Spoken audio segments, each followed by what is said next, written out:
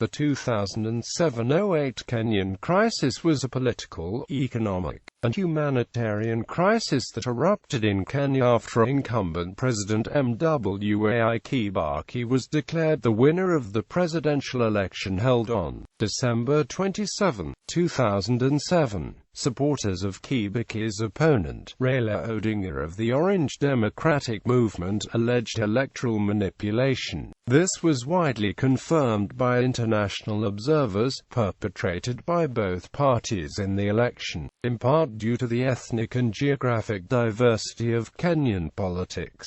No one narrative can explain the reaction of opposition supporters to the announcement of Kibaki's swearing-in, which was done on December 30, 2007 in the evening.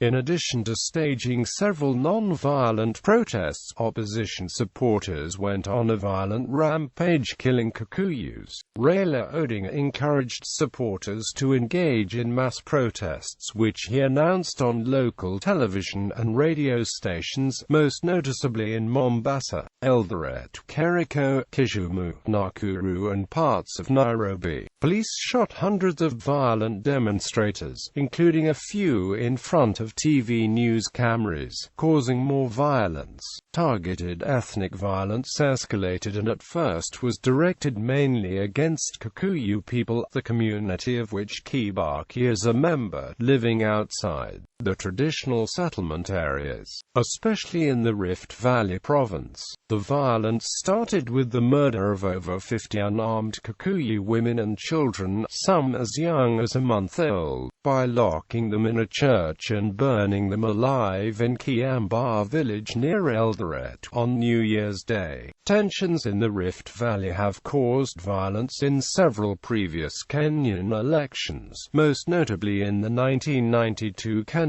elections. This prompted the Kikuyu to start defending themselves, which forced the Lewis and Kalenjins to stop the killings of the Kikuyus. In Mombasa, Kenyan coastal residents took to the streets to protest the electoral manipulations and support the preferred candidate, Odinga. Tensions rose as the landless indigenous coastal communities felt this was a time to avenge the grabbing of the land by mainly upcountry Kikuyu. Looters also struck a number of stores in Mombasa. The slums of Nairobi saw some of the worst violence, some of it ethnically motivated, some expression of outrage at extreme poverty, and some the actions of criminal gangs.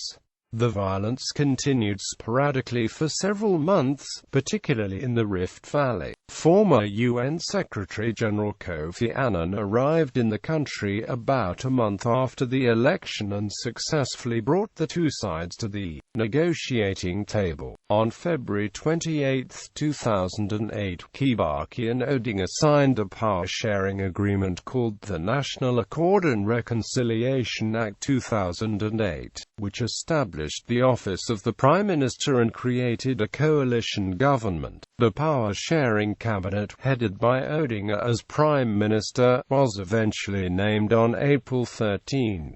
After lengthy negotiations over its composition, it was sworn in on April 17. Background: the post-election demonstration and violence stemmed from a mixture of motives.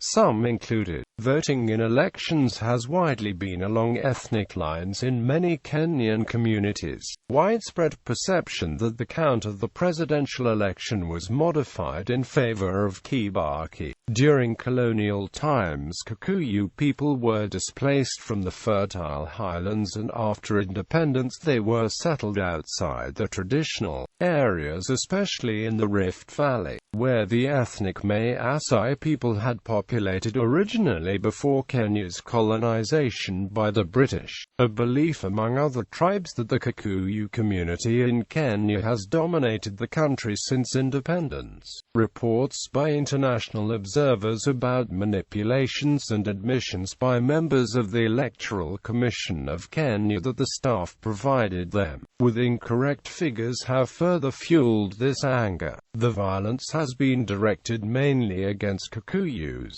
belonging to the same ethnic group as Kibaki. The violence against Kikuyus occurred all over the country but was higher in areas like the Nairobi slums, Nyanza province, the Rift Valley, and the coast, where opposition against Kibaki is particularly strong. The ethnically diverse Nairobi slums have also seen violence by Kikuyu-dominated groups, amongst them the infamous Mungiki, against neighbors hailing from western parts of Kenya.